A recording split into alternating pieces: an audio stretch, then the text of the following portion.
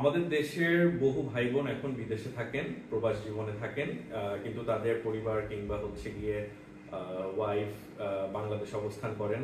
তো অনেক সময় তাদের মধ্যে বনিবনা হয় না বা বিভিন্ন ধরনের প্রবলেম হয়। সেক্ষেত্রে প্রবাসে থাকা অবস্থায় বা কিংবা বিদেশে থাকা অবস্থায় তারা তালাক দেওয়ার সিদ্ধান্ত প্রদান করেন, কিন্তু বিদেশে থাকার কারণে তালাক দিতে পারেন না।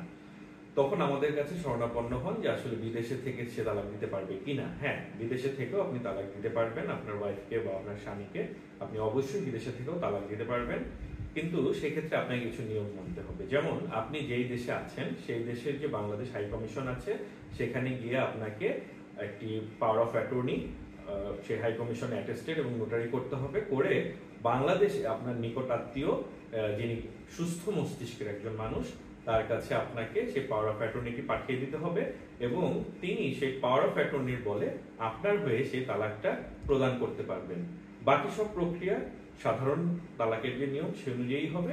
শুধুমাত্র আপনাকে একটি হাই কমিশনে গিয়ে তালাকের পাওয়ার অফ অ্যাটর্নি প্রদান করতে হবে এবং সেটা হাই কমিশন থেকে অ্যাটেস্টেড এবং নোটারি করতে হবে।